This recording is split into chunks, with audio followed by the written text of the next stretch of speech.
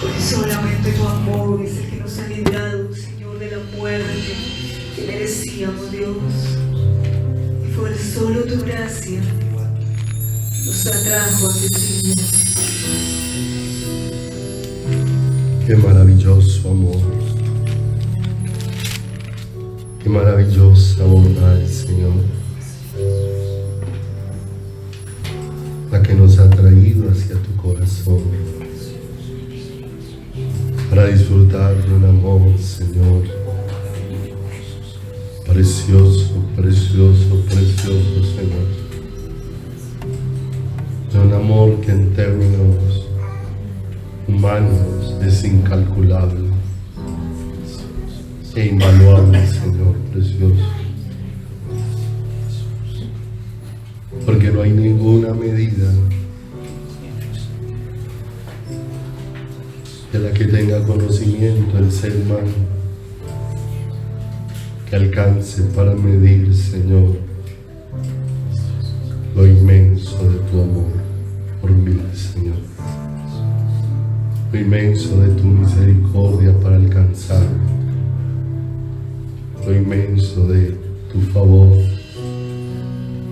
para traerme hacia ti, Señor.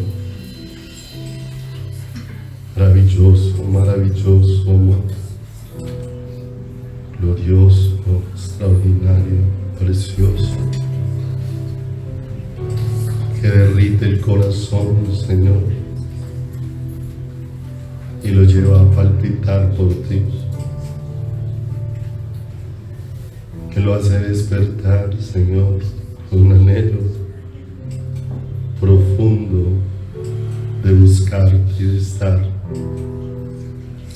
junto a ti, mi amado, para que, como dice ahí tu palabra, ¿quién es esta que viene recostada sobre su amado? Oh Padre, nos dejaste recostar para escuchar el palpitar de tu corazón, un amor indescriptible que va ensanchando mi ser interior y lo va atrapando en un amor glorioso hacia ti, y va haciendo posible, Señor, que mi vida por tu acción pueda corresponder a un amor de las dimensiones tuyas, Señor. Padre, gracias por amarnos como nos amas y por lo que estás haciendo con este amor en nuestro corazón, para ponernos sobre una roca firme y inconmovible, para que nuestras vidas no sean movidas, sino puedan permanecer eternamente y para siempre junto a ti, Señor. Padre, gracias por bendecirnos esta noche, y gracias, precioso Dios, porque en tu presencia es donde es renovada nuestra vida. Gracias, porque aunque haya muchas cosas que puedan cansarnos y fatigarnos, en ti está el refrigerio de nuestro corazón, y en tu presencia está el renuevo de nuestra alma, Señor. Gracias, porque aunque no tuviera fuerzas, es en tu presencia donde tú das fuerzas al que no tiene ninguna, y donde multiplicas las fuerzas del que tiene pocas, Señor. Gracias por renovarnos, por amarnos, por permitirnos venir a tus brazos maravillosos de amor. Gracias asimismo por permitirnos honrarte con nuestro dar, por tomar de aquello que en tu preciosa presencia tú has dado como una manifestación de tu fidelidad sobre nuestras vidas, Señor. Poder agradecer, Señor precioso, como tu fidelidad se ha manifestado sobre un pueblo que hemos sido infieles, Señor. Como tu fidelidad, Señor, ha cubierto y ha rodeado nuestras vidas, como tu fidelidad, Señor, ha hecho posible de una manera hermosa podamos palpar, Señor, un favor como el que tú traes sobre nuestras vidas y reconocer, Señor, que tú eres el que da semilla al que siembra y pan al que come, que tú eres, Señor, el que nos provee, nos sustenta y nos da, Señor, cada día. Gracias, Padre, por tanta fidelidad y gracias por darnos un corazón fiel para contigo, Señor. Gracias, porque esto es solamente obra de tus manos, Señor, para que no haya ninguna otra motivación más para darte que una gratitud inmensa, inmensa, inmensa de nuestro corazón. Padre, ponemos en tus manos tu palabra esta noche y te pedimos dirección, guía. Pedimos, Señor, que nos hables porque necesitamos oír cada día, como está escrito, las palabras que nos hagan correr a tu corazón, las palabras que alumbren nuestro corazón, esas palabras donde tú nos des entendimiento de tu voluntad y nos des la gracia, Padre de los cielos, de que esa voluntad tuya sea instalada en nuestros corazones. Por favor, permítenos, precioso Dios, oír, Señor, en nuestro espíritu tus palabras, Señor. Por eso ponemos en tus manos este tiempo y que seas tú el que nos hables y que seas tú el que nos expreses los deseos de tu corazón y los grabes como una marca indeleble, imborrable en nuestro corazón. Precioso Salvador, gracias por amarnos y bendecirnos. Y gracias por tu hermosa palabra. Te bendecimos en el precioso nombre de Jesús. Amén y amén.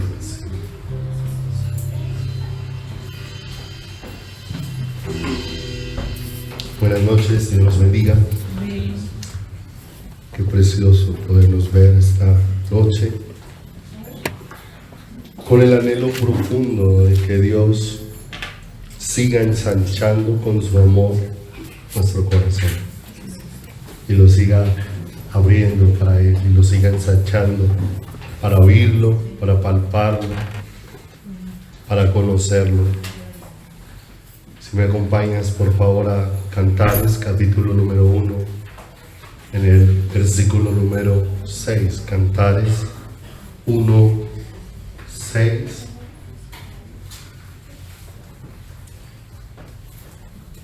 Dice: no reparéis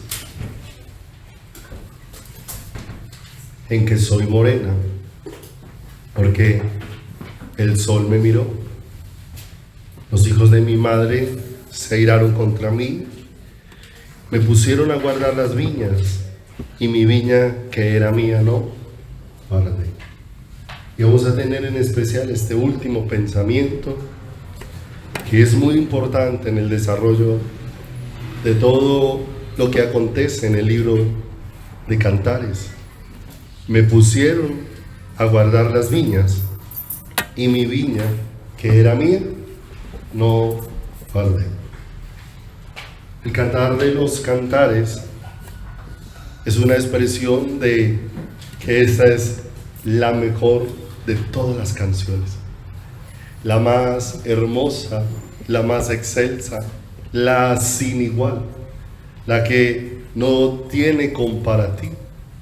Y cuando vamos encontrando todo lo que aquí expresa, uno nunca ha visto en lo natural una canción tan larga como la que hay aquí expuesta, un cántico tan largo como el que está aquí expresado de principio a fin, que nos expresa ese amor, ese idilio interminable que Dios quiere vivir con cada uno de nosotros, a tal punto que si miras el último capítulo de Cantar de los Cantares, el capítulo número 8, en el versículo número 14, te vas a encontrar que esta canción no termina con un amén, para dejarnos ver que es una canción que no tiene final,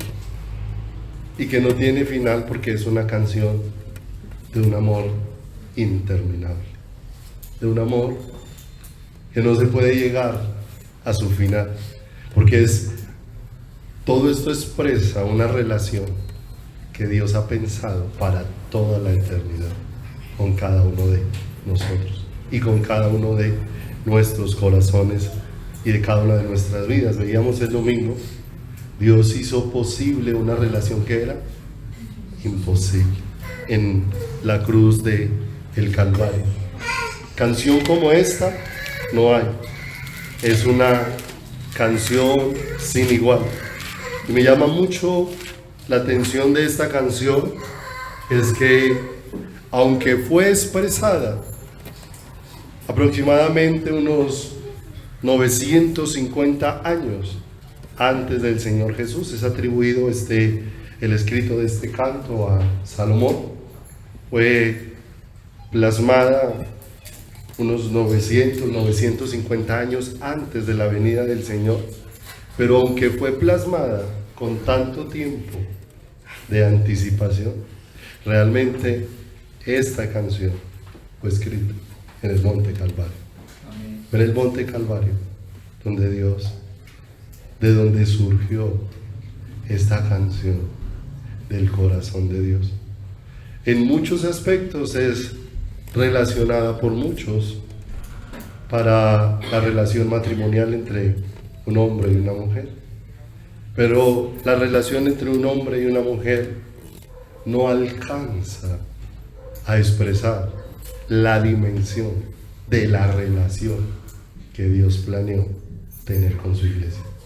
No alcanza esa relación, aunque la Biblia expresa que el matrimonio es figura de la relación con Cristo y la iglesia, pero dice que ahí hay un misterio, de manera que lo que nosotros alcanzamos a percibir es demasiado poco para lo profundo que quiere expresar todo esto. Y nos vamos dando cuenta que todo el corazón de cada una de estas expresiones nos van conduciendo hacia una sola persona, la persona de Jesucristo. Si uno va y mira escenarios dentro de la palabra, se va a encontrar que en el huerto del Edén, el centro del huerto del Edén era el árbol de la vida, Cristo. Y si nosotros seguimos avanzando y vamos a mirar el tabernáculo, nos vamos a dar cuenta que todo el tabernáculo era ¿quién? Era Cristo. Estaba compuesto de tantas partes, porque la grandeza de Jesucristo es tan inexplicable, tan profunda, que cada una de las partes del tabernáculo expresaba a Jesucristo de una manera gloriosa. Si uno va y mira el templo de Salomón, había sido hecho y el centro era ¿quién? Era Jesucristo. Si uno va al final de la Biblia, cuando habla de los cielos nuevos y de la tierra nueva, lo glorioso de los cielos nuevos y la tierra nueva es el Señor, porque dice que allí no habrá necesidad de sol ni de luna, porque Dios mismo le alumbrará, y dice que el Cordero será su lumbrera. Qué hermoso, o sea, todo gira en torno al Señor Jesucristo. Cuando venimos a mirar esta canción, todo el centro de este cántico interminable es el amor maravilloso del Señor, alcanzando nuestros corazones y ensanchando nuestras vidas. Cuando el Señor iba con unos hombres camino a Emaús, el resucitado aparece junto a ellos y les va hablando. En uno de esos apartes dice la Escritura que Él les abrió las Escrituras para mostrarles desde Moisés y los profetas cómo toda la Escritura hablaba acerca de quién, hablaba acerca de Él. Aunque en el libro de Cantares por ninguna parte está el nombre de Cristo, es imposible que no se pueda percibir en cada una de las porciones. No necesita decir Cristo específicamente para darse cuenta que en cada porción lo que hace brotar ese amor indescriptible del Señor y del Salvador. ¿Hacia dónde conduce como el corazón de todo este libro? Acompáñenme a una cita ahí en Cantares, capítulo número 6, versículo número 3, que pudiéramos expresar, que es como el corazón de este libro, y hacia donde todo este cántico tan glorioso de amor quiere conducir nuestro corazón, una relación tan estrecha que mire cómo lo expresa ahí en el verso número 3. Yo soy de mi amado y mi amado es mío. O sea, Dios se ha adueñado de mí y ahora mi corazón también se ha adueñado de Dios. Qué hermoso. Esta misma porción en otras versiones dice de la siguiente manera, y me gusta mucho. En la versión del lenguaje actual, este mismo versículo dice: yo le pertenezco a mi amado y él me pertenece a mí. Wow, eso es algo glorioso. Cuando uno mira el cristianismo desde esta dimensión, esto no tiene comparativo, no tiene equivalente, no tiene igual sobre la tierra. Encontré una versión que se llama, una versión Torres Amat, pero la llaman dizque la versión de oro. Y mire lo que dice la expresión: yo soy toda de mi amado y mi amado es todo mío. ¿Se da cuenta lo hermoso? O sea, ese es el corazón, porque llegó a un fundirse extraordinario, a un momento donde no se puede como diferenciar de la unidad tan extraordinaria que hay dentro del corazón. De manera que en la medida que vamos uno desarrollando este libro, va a encontrar que hay un compromiso creciente, un anhelo profundo, un deseo incalculable, una búsqueda, un deleite, pero una entrega que no ha sido provocada por obligación, sino una entrega que ha sido provocada por el amor que allí se ha manifestado de una manera extraordinaria. Una entrega que este amor provocó en el corazón, porque es lo que vamos a darnos cuenta, como Dios con su amor va ensanchando nuestro corazón, y es su amor el que va produciendo en mí una entrega incomparable hacia Él. Por eso es complejo. Que yo quiera obligar a alguien a amar a Dios no es posible. Ese alguien tiene que experimentarse amado por Dios, y ese amor es el que le va a producir esa entrega. Por lo demás, una persona se va a sentir como obligada a estar con el Señor, y Dios no nos quiere tener por obligación, porque la obligación mata el amor, apaga el amor, enfría el corazón dentro de cada uno de nosotros. ¿Hacia dónde nos va llevando la vida de Dios? ¿Hacia dónde nos va llevando la salvación de Dios? A participar de la vida de Dios en nuestro corazón. La salvación nos lleva a participar de la vida misma de Dios dentro de cada uno de nosotros. Así que vuelva a Cantares, capítulo número 1, verso 6. Porque es bien particular que Dios haya dejado esta expresión: me pusieron a guardar las viñas y mi viña que era mía no guardé, como algo que empezando el cántico era necesario que fuera solucionado para que el desarrollo de todo este idilio de amor que se va dando, ¿cierto? Donde se va adueñando uno del corazón del otro, pueda ir creciendo en el corazón, porque esa es la iglesia que Dios está buscando, una iglesia que está cautiva en su corazón, por el corazón del Señor, por el corazón de Dios mismo. Dice: me pusieron a guardar las viñas y mi viña que era mía no guardé. Si se devuelve un poquito, dice: los hijos de mi madre se airaron contra mí, y habla como de lo que puede hacer el hombre, y dice: me pusieron ¿a qué? Me pusieron a guardar ¿qué? Las viñas. Y cuando nosotros miramos aquí, me pusieron a guardar las viñas, aparece en plural, lo que significa que es todo aquello que nace en el corazón del hombre para querer ocuparlos en muchas cosas, y que terminamos desatendiendo lo que realmente nos ha sido asignado dentro de nuestro caminar. Me pusieron a cuidar, a las viñas, y esto sí que sucede en nuestros días, ¿cierto? Muchas cosas que aparecen y se van volviendo la ocupación del corazón de las personas, aún dentro de la misma iglesia del Señor Jesucristo, porque terminamos aún ocupados con muchas cosas que parecen ser atractivas y terminamos cuidando aquello que no termina siendo de beneficio para nuestro corazón y lo que Dios diseñó para que cuidáramos, porque después dice, y mi viña, mire que aparece en singular, para expresar lo que ha sido ordenado por Dios. Antes, lo que produce el hombre. El hombre me quiere ocupar con muchas cosas. El hombre, por sí mismo, se quiere ocupar con muchas cosas. Pero el Señor nos va guiando. Y mi viña, que era mía, ¿qué? Y mi viña, que era mía, no guardé.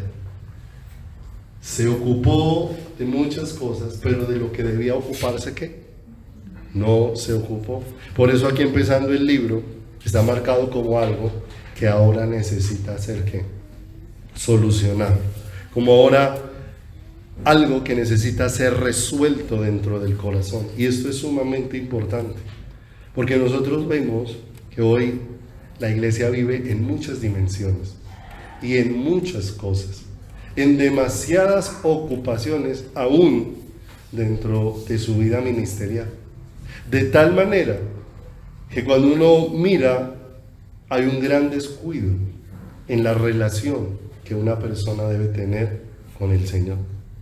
En la medida que una persona tiene una vida alejada de Dios, en esa misma medida, la vida de esa persona se va volviendo desordenada y se va volviendo una vida donde va buscando lo vacío, lo que no llena.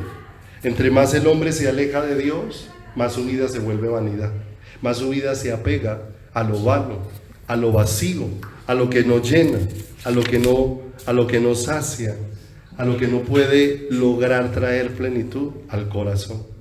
Me pusieron, y está hablando de algo que le indicaron a una persona hacer y que ella se ocupó de ello, pero porque esa persona escuchó la voz de un hombre y no escuchó la voz de quién, y no escuchó la voz del Señor. Y escuchando la voz de los hombres podemos terminar ocupados con muchísimas cosas. Cuando nosotros estábamos comenzando a servir al Señor en sus primeros tiempos, de la iglesia nos querían enviar a la ciudad de Bogotá, abrir una sede de la congregación allá en Bogotá. Y ya en la iglesia recogían ofrendas, se habían puesto un alfolí y ahí la gente iba depositando ofrendas, ¿cierto? Pero era algo que tenía el pastor en su corazón y lo estaba afirmando, pero cuando nosotros íbamos al lugar secreto no estaba en nuestro corazón, y eso era como algo que chocaba fuertemente con lo que había dentro de nosotros, y cada vez iba acercando más el momento, pero cada vez se iba entendiendo más en el corazón que eso era lo que el Señor no quería para nosotros. El pastor tenía una buena intención, un buen deseo, ¿cierto? Pero pudiese habernos guiado a ocuparnos en cosas que no era aquello con lo que Dios quería que nosotros estuviéramos ocupados, porque a veces nosotros terminamos ocupados con cosas muy bien intencionadas, pero que terminan alejándonos del Señor.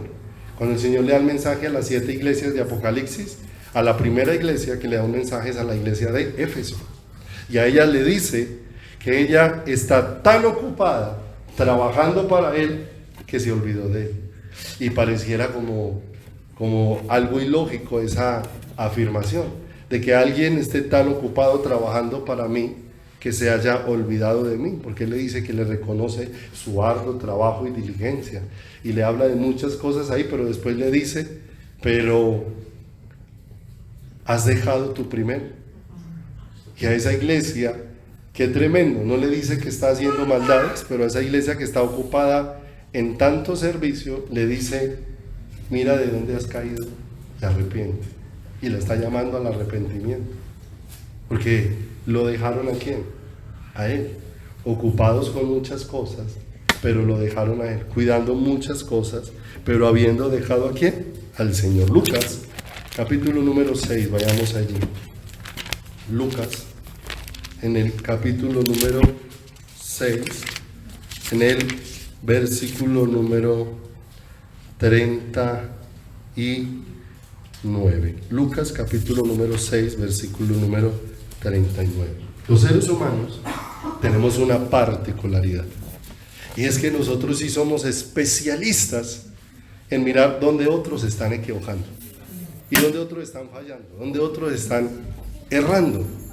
Pero se nos hace tan difícil poder mirar dónde soy yo el que estoy equivocado, dónde soy yo el que está errando en el camino. Y dice Lucas capítulo número 6, versículo número 39. Y les decía una parábola. ¿Acaso puede un ciego guiar a otro ciego? Y es bien particular porque un ciego guiando a otro ciego para uno es como igual a caos, ¿cierto? ¿Hacia dónde podrá guiar un ciego a otro ciego si el que está guiando precisamente no sabe a dónde va? No sabe hacia dónde se está dirigiendo. Dice la palabra, ¿no caerán ambos en el hoyo? El discípulo no es superior a su maestro, mas todo el que fuere perfeccionado será como su maestro. Y dice entonces en el verso 41, ¿de quién está hablando? De ciegos.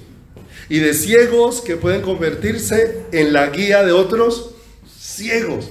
Pero cuando dice el verso 41, pareciera esto como que no tiene lógica, porque está hablando de ciegos y de pronto empieza a hablar de la paja que hay en un ojo. Y dice, ¿por qué miras la paja que está en el ojo de tu hermano y no echas de ver la viga que hay en tu propio ojo?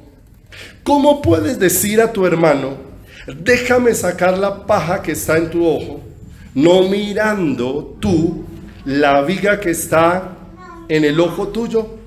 Hipócrita, saca primero la viga de tu propio ojo y entonces verás bien para sacar la paja que está en el ojo de tu hermano.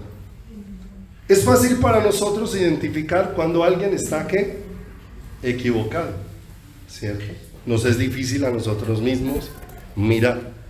Y hay una particularidad que uno encuentra cuando hay un mugre en el ojo, que casi siempre el mugre que uno tiene en el ojo no se lo puede sacar uno mismo, ¿cierto? A veces uno necesita que otro venga y le sople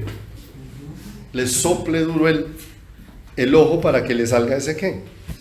Para que le salga ese sucio, ¿cierto? El asunto es que yo tengo un sucio más grande que el que tiene el otro dentro de ¿quién? Dentro del ojo. Por lo tanto, el sucio que yo tengo me hace ciego, no me deja ¿qué? Ver. Pero yo en medio de mi ceguera quiero sacarle la ceguera que tiene ¿quién? Y dice el Señor que primero es necesario que saque la viga de su propio ¿qué? De su propio ojo. Ahora, ¿puedo sacarme a mí mismo mi propio mugre? El propio mugre que tengo en mi ojo. Y me voy a dar cuenta que así yo necesito que el que saque la viga que hay en mi ojo sea Dios mismo. Amén. Para que el Señor me permita ver ¿qué? Claramente. Para que cuando Él me permita ver claramente y yo vea el sucio en el ojo de mi hermano, le pueda indicar cómo Dios sacó el mugre de mi ojo y cómo Dios puede sacar el del ojo que hay en el mugre que hay en el ojo de quién, en el ojo de él. Porque tantas veces nos vamos convirtiendo en ciegos, guías de ciegos, ¿cierto? En muchos aspectos sublimes, porque así mismo estamos considerando nosotros la vida. Cada uno va dando o va expresando la vida cristiana como cada uno la va entendiendo y como cada uno la va considerando. ¿Cuántos han llegado a la iglesia y el predicador estaba diciendo que el problema del que llegó era la pobreza, ¿cierto? Y como para nosotros es tan atractivo que nos ofrezcan sacarnos de una condición de pobreza a una condición de riqueza, ¿cierto? Y es más, y más en Colombia, ¿cierto? Que el colombiano tiene el pensamiento, ¿dónde puedo meter 100 pesos y reclamar 100.000? ¿Cierto? Les gusta, porque las pirámides y todo este tipo de cosas son tan populares, no solamente en los estratos de bajos recursos, ¿no? En todos los estratos, porque todo el mundo quiere pasar de no tener nada a tener mucho sin hacer nada. Y entonces aparece un ciego predicando y diciendo, el problema tuyo es pobreza. Si tú le empiezas a dar a Dios, Dios te va a multiplicar. Y si Dios te empieza a multiplicar, entonces se te va a solucionar el problema que tiene. Ahora, le pregunto, ¿será que el problema de cada uno de los que venimos a la iglesia es falta de dinero? ¿Será que el problema que tenemos los que venimos a la iglesia será los problemas familiares? ¿Será ese el verdadero problema? Yo le pregunto algo. Una de las cosas que son como más ofensivas cuando uno va a una cita a una EPS es que de manera particular como que los médicos encontraron un remedio milagroso que sirve para todo, ¿cierto? Porque casi siempre cualquiera que sabe que va a ir a la EPS sabe que le van a recetar o acetaminofén o amoxicilina o ibuprofeno o loratadina, ¿cierto? Y como que eso sirve para todos los males, ¿cierto? Y usted entró y habló con el médico, muchas veces sale decepcionado con esa talejada de pastas, porque usted está viendo que lo que usted le expresó a él, que es su necesidad, el remedio que él está dando, pues realmente no es un remedio para la necesidad que usted tiene. De manera que hay un ciego diciéndole que su necesidad es pobreza y le está dando un remedio que no va a poder suplir la necesidad que usted tiene dentro de quién, dentro de su corazón. Entonces yo considero que si en la Biblia el Señor me va a multiplicar lo que yo le dé, ¿cierto? Eso va a solucionar mi problema. Hay gente que estaba muy vacía en su corazón sin un peso y siguió igual de vacía o peor en su corazón con plata.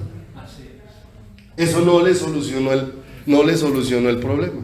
Cuando usted va muy enfermo a la EPS, ¿sí o no? Usted va pensando es en que el médico que lo atienda le mande exámenes muy profundos, exámenes con especialistas, que le puedan ubicar la raíz del problema. Usted no quiere que le calmen el dolor, usted quiere que le solucionen el problema. Usted no quiere pañitos de agua, de agua tibia. Usted quiere es que le solucionen. Usted no quiere ir con un diagnóstico de cáncer donde el médico le recete acetaminofén, ¿cierto? Usted diría, está loco. O sea, ¿usted dónde se preparó? ¿Cómo para una enfermedad tan grave me va a dar un medicamento tan superficial? Y de la misma manera lo podemos hacer nosotros, porque el púlpito de muchos lugares se ha llenado de esto.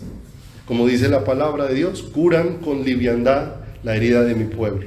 Hay una profunda necesidad en el corazón de Dios, y a veces la gente se pregunta por qué no nos enfocamos tanto en las necesidades que una persona tiene de índole familiar, de salud, de índole laboral y de todo este tipo de cosas, porque es que esa no es la raíz del problema de las personas, esa no es la raíz. Se pueden solucionar esas cosas, y mientras haya un vacío de Dios, el ser humano lo único que sabe hacer cuando no tiene a Dios en su corazón es dispersar, disipar, dañar todo lo que se ponga todo lo que se ponga en sus manos. Y hemos colocado el ejemplo de una persona que está sumida en las drogas, ¿cierto?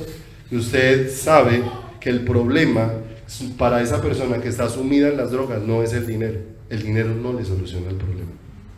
Sabe que lo que le soluciona el problema ni siquiera es un trabajo.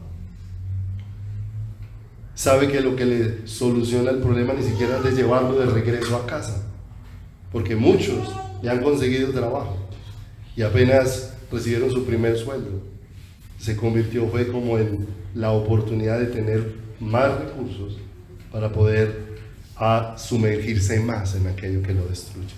Muchos le dieron la oportunidad a aquellos que estaban sumidos en las drogas, le volvieron a dar lugar en su casa, y ese lugar que le dieron fue como para coger confianza. Apenas cogieron confianza, hicieron un daño más grande que el que antes habían hecho. De manera que uno empieza a darse cuenta que el problema no era ni dinero, que el problema no era ni que los llevaran de regreso a la casa, había un problema mucho más profundo, que necesitaba un milagro, que realmente lo que necesitaba esa persona dependiente en esa condición era un cambio profundo en su interior. Y que cuando cambia todo eso nos vamos dando cuenta cómo Dios va poniendo en orden nuestras vidas. Por eso Dios nos habla tanto de que lo que necesita nuestro corazón es volver en amistad con Él, volver en una relación con Él. Cuando vuelve en una relación con Él, Dios va equipando el corazón y nos va dando sabiduría para que muchas cosas puedan ir siendo en orden, conforme a su voluntad en nuestro caminar. Pero nosotros queremos ordenar lo superficial sin ordenar ¿qué? Sin ordenar lo profundo dentro de nuestras vidas y dentro de nuestros corazones. Con remedios como acetaminofén, ¿cuánta mejoría pudiese tener un cáncer? Ninguna, ¿cierto? De manera que cuando el Señor habla aquí de que me pusieron a cuidar las viñas, y la viña que era mía, no la cuidé. ¿Por dónde empieza todo el cambio y la transformación de la vida de una persona? ¿Tú quieres un calmante para el dolor o una solución al problema? Y cuando uno mira y uno dice, no, yo quiero es una solución al problema. Por eso el Señor está dando. ¿Dónde o qué estamos haciendo con la viña que nos ha sido dada? Vaya conmigo a 3 de Juan, en el versículo número 2.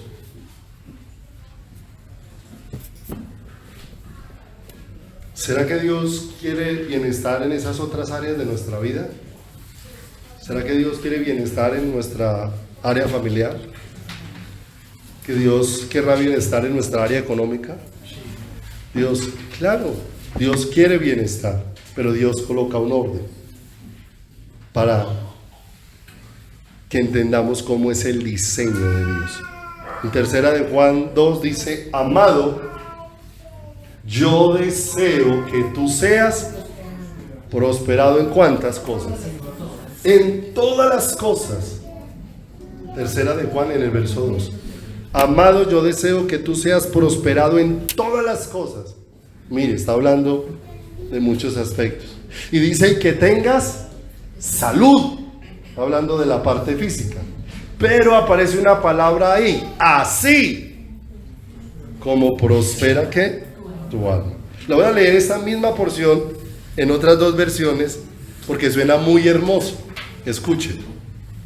Querido hermano, oro para que te vaya bien en todos tus asuntos y goces de buena salud, así como prosperas espiritualmente. Ay, qué hermoso, ¿cierto? Entonces, fíjense que el orden de Dios es, ¿cómo empieza a ordenarse en las cosas? Primero la vida espiritual y después las cosas. ¿Cómo llegamos pensando nosotros? Que se ordene todo. Y si de pronto queda lugar, entonces ordenamos la vida espiritual. Eso significa que entonces jamás va a haber orden. Jamás va a haber orden. Porque todas las cosas que nosotros podamos recibir cuando si no estamos rendidos a los pies de Cristo, van a servir para que nos pervirtamos. Así de sencillo. Van a servir para que nos pervirtamos. Si Dios te da sabiduría, se la dio a Salomón. Le dio Dios sabiduría a Salomón. Salomón estaba rendido a los pies de Cristo. ¿Para qué utilizó la sabiduría? Para pervertirse. Para pervertirse. Un muy buen consejero, tristemente, no abrazó jamás ninguno de los consejos que él mismo pudo expresar a los demás. ¿Cierto? Miren lo tremendo. ¿Cuánta fuerza le dio Dios a Sansón? Pero ¿estaba Sansón rendido a los pies de Cristo? No, es más. ¿Cuántas veces usó Sansón? Su capacidad era para hacer venganza. Entonces nos damos cuenta que cualquier cosa que nosotros podamos recibir, si mi corazón no está rendido a los pies de Cristo, lo único que va a servir es para pervertirme dentro de mi corazón y dentro de mi vida. Por eso a mí me asombra mucho, ¿cierto? Alguna vez escuché a un anciano, tenía 91 años cuando lo pude escuchar, y compartía algo muy bonito, que habla de cómo Dios sí puede poner mucho en las manos de una persona, pero si esa persona está rendida al corazón de Dios, eso no le va a pervertir. Su nombre, Ignacio Guevara. ¿Cuánto algunos lo han escuchado? ¿Sí? Muchas personas a su alrededor daban testimonio de cómo habían pasado miles de pesos por las manos de este varón, sirviéndole al Señor. Y jamás este varón utilizó los dineros que Dios puso en su mano para enriquecerse. Él a los 91 años expresa: han pasado millones de millones que Dios ha provisto por mis manos, pero a mis 91 años todavía estoy pagando la cuota del único apartamento que el Señor nos regaló para vivir. Y entonces uno dice, wow, se da cuenta que las cosas en las manos de Dios son diferentes. No es que Dios no pueda poner, sino que es que hay una prioridad. Si esa prioridad es ordenada y dejo de cuidar muchas cosas porque estoy cuidando las finanzas, estoy cuidando la salud, estoy cuidando la familia, y por estar dedicado a tantas cosas he descuidado lo más importante en mi vida, y es mi relación con Dios. Y si descuido esa relación con Dios, más bien lo que yo puedo hacer es destruir mis finanzas, es destruir ¿qué? Es destruir mi familia, ¿cierto? Es que mire, tan tremendo, que el primer lugar que Dios me envió a pastorear fue mi casa. Fue el lugar que Dios me envió a pastorear, a cuidar. De manera que eso me prepara para poder servir en el cuerpo de ¿quién? En el cuerpo de Cristo, como dice allí la palabra, cuando si alguno anhela obispado, ¿cierto? Pero uno ve que si no hay un orden, aún el ministerio puede convertirse en un área para destruir. Nosotros conocemos pastores que se dedicaron tanto a la obra y descuidaron tanto sus familias, ¿sí? Que un día su esposa se fue con otro, porque su esposo se volvió ausente. ¿Por qué se volvió ausente? ¿Cierto? Porque se entregó fue tanto a hacer y perdió la perspectiva.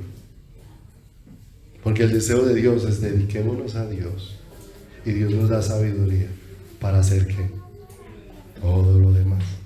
Hacer todo lo demás en nuestro caminar.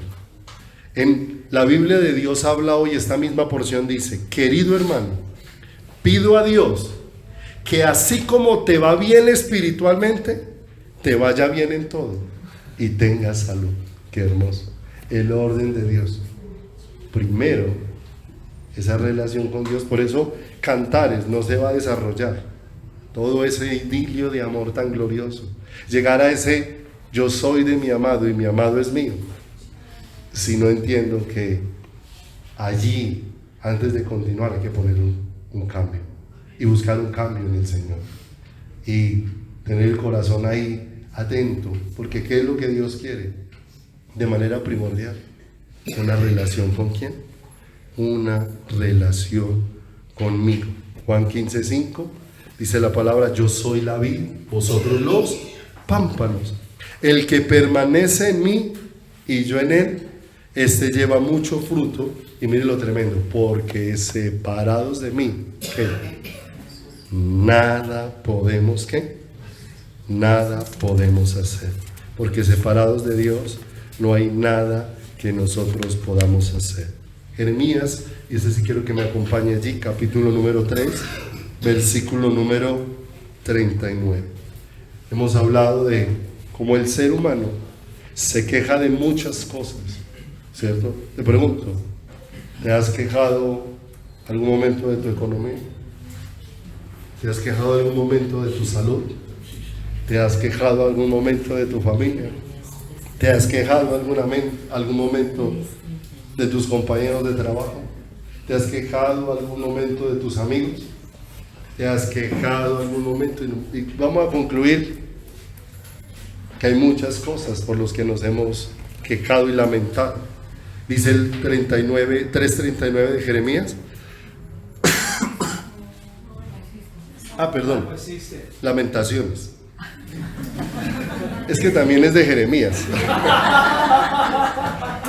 Lamentaciones 3:39. ¿Por qué se lamenta el hombre viviente? Laméntese el hombre en su pecado. Mire que aquí no habla en sus pecados, ¿cierto? Porque aquí habla de un asunto. Si mira el verso 40, le está diciendo cuál es el pecado que se está cometiendo. Dice, escudriñemos nuestros caminos. Miremos qué es lo que estamos buscando, qué es lo que se ha vuelto una prioridad de nuestras vidas, y busquemos, y volvámonos a quién, y volvámonos al Señor, ¿cierto? Nos lamentamos de muchas situaciones, pero pocas veces el ser humano se lamenta de cómo está su relación con Dios, de cómo está su relación con el Creador, para poderse humillar, para poderse rendir, perdiendo de vista que la vida del creyente en Dios comienza cuando Dios le hace nacer de lo alto, le hace nacer de nuevo, un milagro de Dios. Pero ese nacer de nuevo implica que ahora el creyente ha dejado de vivir para sí, para ahora vivir para ¿quién? Para Dios. Y es un gran vacío que se ha quedado en el corazón de la iglesia, porque queremos vida nueva, pero no entendemos que esa vida nueva es para el Señor, es para estar dedicados, entregados, consagrados a el Señor.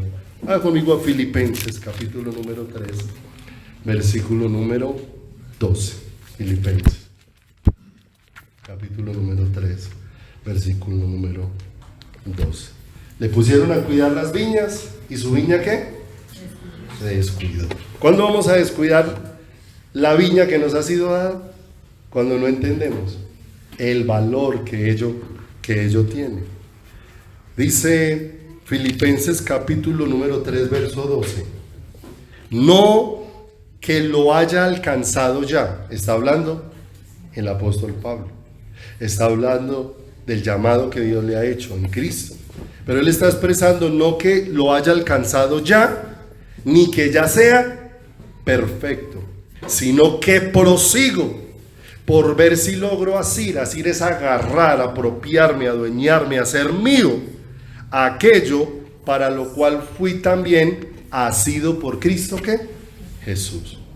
Verso 13. Hermanos, yo mismo no pretendo haberlo ya alcanzado, pero una cosa hago, olvidando ciertamente lo que queda atrás y extendiéndome a lo que está delante, prosigo ¿a dónde? A la meta. Y ahora va a venir una expresión muy hermosa que nos va a ayudar a entender por qué necesitamos soltar las otras viñas y empezar a ocuparnos de la viña que nos ha sido ¿qué? Entregada. Porque dice ahí la palabra, prosigo a la meta, y dice al premio del supremo llamamiento de Dios en Cristo Jesús. Y habla aquí de dos palabras: supremo llamamiento. Y me gusta mucho porque busqué el significado de la palabra original que en este versículo se utiliza para llamamiento, y mira lo que significa. Significa tomar a alguien con el fin de hacerlo de su propiedad, pero en beneficio del que es tomado. Qué hermoso llamamiento. Tomar a alguien con el fin de hacerlo de su propiedad. Ese llamamiento, ¿quién nos lo hizo? O sea, Dios me llamó para hacerme de su propiedad. Pero al Dios hacerme de su propiedad, el beneficiado soy yo. ¿Se da cuenta? Y entonces él dice, mire, Dios me ha hecho un llamamiento, pero ese llamamiento es supremo. Y supremo significa que tiene el grado más alto, que es lo más importante, que no hay nada superior a él. ¿Se da cuenta? Que cuando hablamos de cuidar tantas cosas frente a nuestra relación con Dios, realmente el llamado a nuestra relación con Dios está por encima, años luz, de todas las demás cosas. Pero ¿cuánto nos cuesta a la iglesia entender esto? ¿Cierto? Entender esto. Porque es que hacia esto es hacia donde nos conduce la salvación. Todo el cantar de los cantares, no olvide, es un canto larguísimo, lleno de expresiones de amor, cuyo corazón es yo soy de mi amado, y mi amado es que sea un adueñamiento mutuo, de allá hacia acá y de aquí hacia allá, y una canción interminable, porque esa canción va a durar por toda la eternidad. Pero el asunto es que yo no puedo seguir del versículo 6 de Cantares sin que se solucione ese asunto de qué estoy cuidando, para soltarlo y empezar a entender cuál es la viña que Dios me ha llamado a tener. En esos tres versículos de Filipenses, Pablo nos deja ver algo. Primero, él se está examinando ¿a quién? A sí mismo. ¿Cuánto ha recibido Dios de Pablo? ¿Cuánto ha recibido Pablo de Dios? Muchísimo. Pero ¿qué está diciendo Pablo? Él se está examinando y dice, Dios me ha dado mucho, pero yo todavía no he alcanzado a entender y asimilar todo lo que Dios me ha dado. Por eso dice ahí, no que ya lo haya alcanzado. El mero hecho de tenerlo como una meta es entender que él todavía no había llegado. Miren lo tremendo. Pablo está siendo ensanchado en su corazón, pero él sabe que todavía no ha llegado hasta donde Dios lo quiere llevar en esa relación. Por eso él dice, no pretendo o no que lo haya alcanzado ni que ya sea perfecto, pero sí hay una cosa que quiero hacer y es seguir adelante con lo que Dios quiere. ¿Con quién? Conmigo. Con lo que Dios quiere en esta relación. Lo segundo es que Pablo, frente a esa meta, inmediatamente empieza a hacer como a un lado todos los distractores, porque dice ahí en el versículo número 13, hermanos, yo mismo no pretendo haberlo ya alcanzado, pero hay algo que pasa en el corazón de Pablo. ¿Qué dice? Pero una cosa que hago. Él ya tiene claro que le falta. Y lo segundo dice, como sé que me falta, hay una disposición en mi corazón, una sola cosa, quiero dedicarme a eso que Dios está buscando conmigo. Quiero dedicarme a eso que Dios está buscando conmigo, porque hay un llamamiento exageradamente glorioso. Nosotros alcanzamos a dimensionar en nuestro corazón a qué hemos sido llamados en esa relación con el Señor. Como no lo alcanzamos a dimensionar, por eso muchas cosas se vuelven más importantes que Dios en nuestro corazón y en nuestra vida. Por eso necesitamos rogarle a Dios, ¿cierto? ¿Qué dijo el Señor? Lamentes el hombre en su pecado, ¿cierto? Podernos dar cuenta de nuestra condición por la luz que Dios trae, pero rogarle a Dios que nos saque de ahí, que nos saque de todas esas cosas que nos tienen entretenidos y tan ocupados, que han hecho que nos perdamos a Dios. Porque tristemente uno ve que la mayor parte de la iglesia no está en un deleite con el Señor. La iglesia está ahí aguantando, soportando, ¿cierto? Y cuando uno mira, ¿cierto?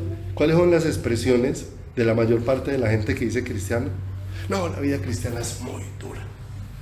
No, la vida es muy complicada, ¿cierto?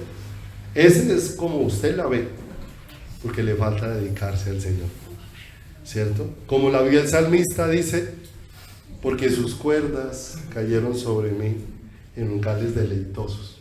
Como vio la vida cristiana, el salmista, un deleite, porque es que la vida cristiana se trata de disfrutar de esa relación. Lea el libro de Cantares y usted ve deleite, del amado hacia la amada.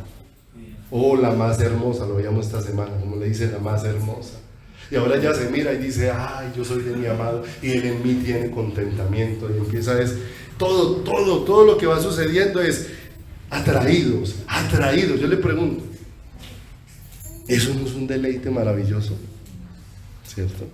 Entonces la pregunta es, ¿de qué estamos ocupados? Que no estamos viviendo ese deleite. Por eso se hace tan importante, me pusieron a cuidar ¿qué? A cuidar las viñas, ¿cierto? Y hay cantidad de gente que está haciendo lo que otros hombres le pusieron. ¿Sí o no? Hay otros que pusieron a otros, hermano, hay que orar a las 3 de la mañana porque a esa hora es la que Dios lo escucha. Y hay otro allá tratando a las 3 de la mañana de ponerse un palillo aquí, ¿cierto? Yo pasé por ahí, he compartido, ¿cierto? De manera que me daba tanto sueño que yo empecé a orar así, con una pared, de manera que si cabeceaba me pegaba y me despertaba. Y era ilógico. Y empecé a querer sentir experiencias, ¿cierto? Entonces algún hermano decía, no, es que yo oré y sentí esto y aquello, y yo empecé con un anhelo de sentir también cosas. Y entonces un día eran como las 3 de la mañana, subí a una habitación del Hotel Carretero y me puse a orar allá. Y estaba yo ahí orando cuando sentí que me entró un frío así, como de abajo hacia arriba. Y yo feliz y cerré los ojos y yo decía, uy, ya el Señor llegó, por fin el Señor vino a visitarme, y seguí orando y volvía y llegaba otro frío. Al ratico estaba temblando y era que la ventana de atrás estaba abierta y por ahí entraba un ventarrón, ¿cierto? Porque yo estaba ahí no buscando al Señor, estaba ahí buscando era una sensación, estaba buscando era experimentar algo ahí. Y entonces termina uno enredado porque terminamos indicándole a los demás que hagan un poconón de cosas, ¿cierto? No, que es que lo que usted tiene que hacer es pegar versículos en toda la casa y que cuando usted salga entonces tiene que proclamar el versículo. Entonces terminamos en un poco de cosas y vamos a mirar cuánto deleite hay en ese corazón de Dios y nada, un corazón frío, apagado, distante, llenos de cantidad de cosas que le pusieron los hombres, pero la que Dios le puso, una única, no la queremos. Una única, y es búscame, corre a mis brazos, dispón tu corazón para estar con la única, porque el Señor dijo, esa es la única y yo voy a hacer todo el resto. ¿Cierto? Nos afanamos mucho por la economía, por la salud y por todas las cosas. Y el Señor dice, más buscad primeramente el reino de Dios y todo lo demás que ocúpate de una cosa. ¿Qué se le dijo al Señor? ¿Qué dijo el Señor a María? ¿Cómo estaba Marta? Turbada y afanada. Ahí está el Señor Jesús. Ella está preocupada por muchas cosas, pero el Señor le dice a ella, una cosa era necesaria, la que hizo María. ¿Y a dónde estaba María? A los pies del Maestro. ¿Sí o no? Y mire lo hermoso, María empezó a los pies del Maestro. Y después de todo lo que va sucediendo, eso va ensanchando el corazón, y usted va a encontrar que después de la resurrección de Lázaro, su hermano, ahora María, la misma María que empezó a los pies de Cristo, ahora está derramando un perfume de nardo a los pies del Maestro.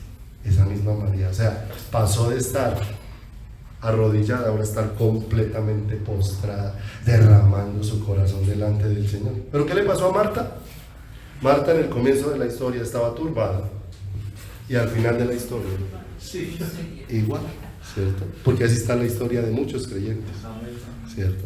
Porque la parte más importante, ocupados de muchas viñas, pero la viña que era mía, ¿qué? La he descuidado. Miremos dos porcioncitas más y terminamos por hoy. Segunda de Timoteo 1:8. Segunda de Timoteo 1:8. Miren lo hermoso, le pregunto, ¿estás contemplando tu relación con Dios como lo más sublime que te ha sido otorgado? Como dice la Escritura, un llamamiento supremo que tiene el más alto grado. Segunda de Timoteo 1:8 y 9 dice, Por tanto, no te avergüences de dar testimonio de nuestro Señor Jesucristo, ni de mí preso suyo, sino participa de las aflicciones por el Evangelio según el poder de Dios. Versículo número 9. Mire lo hermoso, que aquí nuevamente se expresa. Quien nos salvó, ¿y qué dice ahí? Y nos llamó con llamamiento, ¿qué? Santo, no conforme a nuestras obras, sino según el propósito suyo y la gracia que nos fue dada en Cristo Jesús antes de los tiempos de los siglos. Llamamiento, tomar a alguien para hacerlo de su propiedad. Y ahora dice que el llamamiento es ¿qué? Santo, santo, lo que significa que es único, incomparable, inigualable, excelso, excepcional, extraordinario. ¿Te das cuenta para qué Dios te llamó? El llamamiento de Dios para una relación con Él está por encima de todas, ¿qué?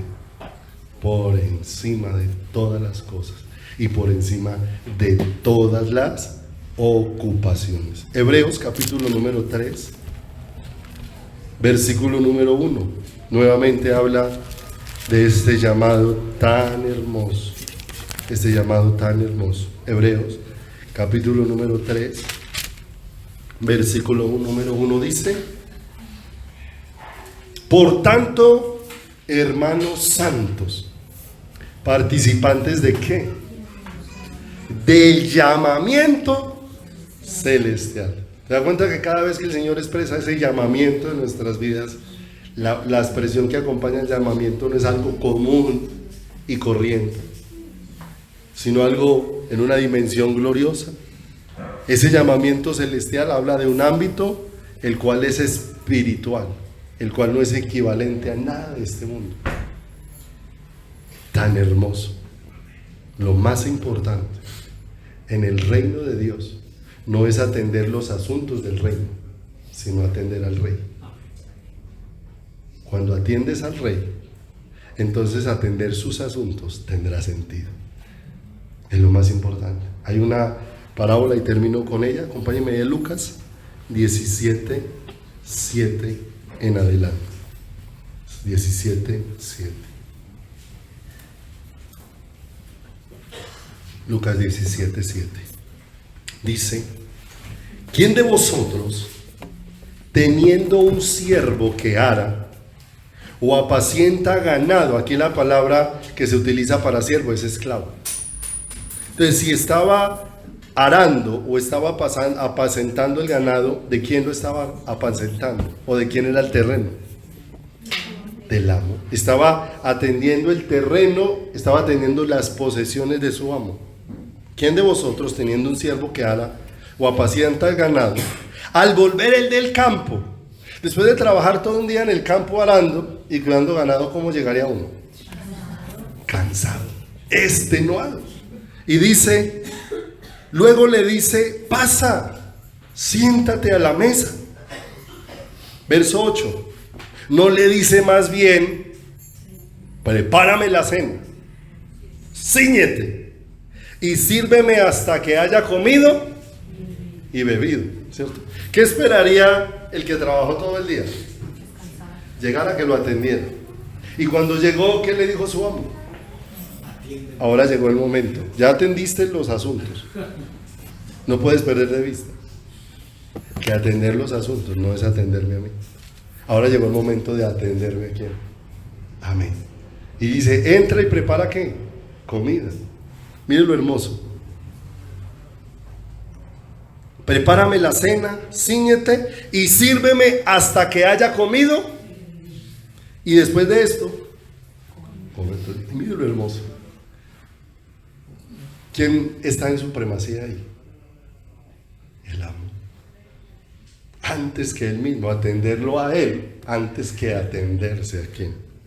Antes de que atenderse a sí mismo. Cuando una persona es nacida de lo alto por el poder de Dios, comienza a vivir para Dios y no para ella misma. Eso es hermoso. Comienza a vivir para Dios y no para ella misma. Verso número 9. ¿Acaso da gracias al siervo porque hizo lo que se le había mandado? Pienso que no. Así también vosotros, cuando hayáis hecho todo lo que se os ha sido ordenado. ¿Qué es lo que ha sido ordenado? Que cuidemos la viña que era mía, no la cuidé. ¿Qué es lo que me ha sido ordenado por Dios? Que cuide ¿qué? La viña que me ha sido ¿qué? Dada. Así también vosotros, cuando hayáis hecho todo lo que os ha sido ordenado, decid: siervos inútiles somos, porque lo que debíamos hacer, ¿qué? Hicimos. ¿Sí o no? ¿Qué era lo que debía hacer el siervo? Atender al amo, aún después de todas sus ocupaciones. Eso dejaba de la prioridad. No hay nada que pueda ocupar la prioridad de atender al Señor en nuestro corazón. Por eso, a partir de ahí es donde el cantar de los cantares se puede volver la más gloriosa de las canciones o la más insípida. Una de las dos. La más gloriosa, cuando entiendes qué es lo que tienes que cuidar y hacia dónde te va a conducir, hacia donde puedes decir: yo soy de mi amado y mi amado es mío. O se puede convertir en la más insípida de las canciones, porque empiezas a ver un amor narrado ahí que no ha tocado en lo más mínimo tu corazón, que no ha tocado lo más mínimo en tu vida. ¿Qué anhelamos nosotros y qué deseamos? Me pusieron a cuidar las viñas, y la viña que era mía no la cuidé. Por eso es necesario un cambio, que podamos delante del Señor experimentar que nuestro deber, cuando hemos recibido la vida de Dios, es atender al Señor, no nuestra obligación, nuestro ¿qué? Deber. Porque ¿qué hace el amor de Dios? Entre más recibo del amor de Dios, más ese amor me provoca a consagrarme al Señor. Por eso no es letra, no es teoría, no es decir: yo amo a Dios. Lo hemos dicho. ¿Cuántos dicen yo amo a Dios? Y su vida con Dios es lo más simple. O sea, tiene letra en sus labios, pero no espíritu que da vida. Porque cuando eso empieza a ser plantado como vida, esa persona lo único que siente con pasión en su corazón es vivir para Él, vivir para estar con Él, vivir para buscarlo. Y mientras te ocupas de Dios, tranquilo, Dios tendrá cuidado de todo lo demás, conforme según su voluntad. Es más, dice la Escritura: cuando estamos con el Señor, aún a nuestros enemigos hace estar en paz con quién, con nosotros. Vamos a orar en esta noche. Padre, queremos darte muchas gracias por la bendición que derramas sobre nosotros, Señor, por esta gracia maravillosa que nos permites, oh Dios de los cielos, de entender lo que tu gracia puede producir en nosotros.